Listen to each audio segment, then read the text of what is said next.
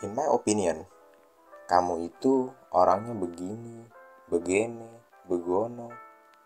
Kita tahulah bahwa nggak ada satupun manusia yang paham isi hati orang lain.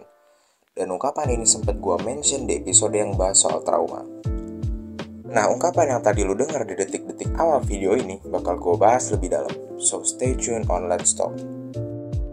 Dalam hidup, terlebih lagi hidup dalam masyarakat sosial, penilaian terhadap masing-masing individu pasti muncul. Contoh kecilnya adalah bagaimana first impression itu ngaruh banget sama reaksi dan sikap lu terhadap orang itu ke depannya. Tapi, boleh nggak sih kita nilai orang secara sepihak? Atau sebenarnya penilaian beberapa kelompok orang tergantung intensitas dan jenis komunikasinya sama kita itu bisa kita ambil. Pada dasarnya, kita menilai orang untuk beberapa tujuan. Entah untuk memancing kita memperkuat komunikasi dengan orang tersebut, atau membuat stigma negatif terhadap orang itu, sehingga kita selalu ingin menghindari komunikasi dengan orang tersebut. Jadi wajar aja kalau first impression orang random yang pakaiannya sangar di jalan raya bikin lo males liatin dia. Gara-gara lo gak bakal berharap dia bakal nyapa lo atau ngobrol sama lo. Begitu juga kalau lo ketemu sama seorang yang penampilannya dari luar udah menarik, lo pasti bakal nyari cara gimana setidaknya lo bisa kenalan sama orang itu. Nah, ungkapan yang tadi lu dengar di detik-detik awal video ini juga bisa ngasih lu feedback positif atau negatif terhadap ungkapan tersebut. Tapi pengambilan keputusan tersebut akan lu sandarkan terhadap beberapa aspek. Misalnya, ini orang sekenal itu kah sama gua? Sehari-hari sering main gak sama gua? Orangnya objektif gak? Dan banyak lagi aspek-aspek yang lu pertanyain sebelum lu bisa sepenuhnya sama penilaian dia. Itulah kenapa kita cenderung menerima bulat-bulat penilaian teman-teman dekat kita, pacar kita, orang tua kita. Kenapa? Mereka terekam sebagai orang yang sangat dekat sama kita dalam kehidupan sehari-hari, sehingga kita nggak perlu mikir panjang tentang penilaian mereka terhadap kita. Kecuali kalau lo menemukan celah kepercayaan lo atas mereka, ya mungkin lo bakal mulai menolak penilaian-penilaian mereka terhadap lo. Tapi, pada hakikatnya, kedekatan adalah ilusi makhluk sosial dalam mempertahankan posisi dan keamanan dirinya sendiri. Karena sedari tadi kita belum memasukkan variabel penjilat sebagai bahan pertimbangan. Terus gimana sih cara kita menilai diri kita sendiri? Gampang, jalani aja hidup lu sehari-hari. Orang-orang menilai diri lu atas apa yang bisa lu lakuin. Kalau misalnya mereka berani curhat sama lu, berarti orang itu merasa lu adalah pendengar yang baik. Kalau mereka nggak suka nitipin barang-barang berharga mereka ke lu, berarti dia percaya mampu sama lu. Kalau misalkan ketika lu makan dan mereka nggak mintain makanan lu, bisa berarti dua, mereka segan sama lu, atau emang lu dikenal pelit. Lu juga bisa pakai metode lain, contohnya sahabat lu. Sahabat itu nggak harus orang yang sehari-harinya main sama lu. Bisa jadi orang tiap lu cuma berdua, ada keterikatan rasa percaya yang kuat sama dia walaupun lu jarang ketemu.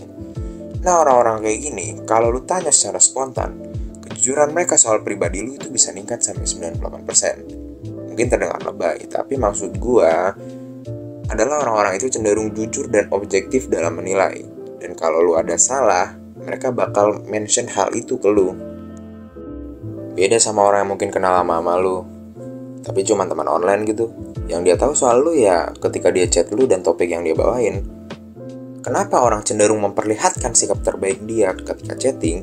Ya karena mereka naruh interest yang gede ke lu. Dan mereka nggak mau kalau topiknya mati sia-sia tanpa ada pengembangan dan peralihan topik yang biasa terjadi saat ngobrol biasa.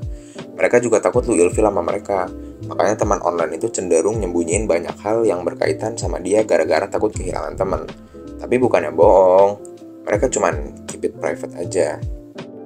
Mirisnya, kadang-kadang kita nilai orang cuma dari skala makronya doang, tapi mikronya enggak. Misalnya kita kenal nih, tuh anak bandel, ngerokok lah, mabok lah, dan dia ngelakuin hal-hal gak baik lainnya. Tapi kita kadang lupa, dia itu bandel kenapa sih? Mungkin yang selama ini dia butuhkan cuman orang yang mau dengar cerita dia, yang mau ngasih tahu dia. Mungkin sosok itulah yang gak ada, hingga mengakibatkan kenakalan tersebut terjadi. Lu benci sama orang yang hamil di luar nikah. Sebelum mengedepankan kebencian lu, kita pikirin dulu nih di antara mereka siapa yang berhak dibela. Cowoknya kah? Ceweknya kah? Enggak. Yang paling berhak dibela adalah anak dalam kandungan tersebut. Anak itu gak salah. Bukan dia juga sebab orang tuanya melanggar norma sosial dan moral. Anak itu punya hak buat bisa jadi lebih baik. Minimalnya nggak mengulangi kesalahan orang tuanya. Buktinya apa? Dalam hukum Islam aja, kalau ada wanita yang hamil di luar nikah dan udah melahirkan, Anak itu wajib disusui ibunya selama 2 tahun. Setelah itu baru ibunya boleh dirajam. Kenapa? Anak itu masih butuh sosok ibu dalam fase tersebut. Itulah pentingnya memperhatikan hal-hal buruk yang mungkin terjadi ke depannya ketimbang melakukan penghakiman secara subjektif. Mungkin segitu aja buat Let's Talk kali ini. Sorry banget materi belakangan ini berat-berat semua. Soalnya gibah itu gampang banget buat disulut.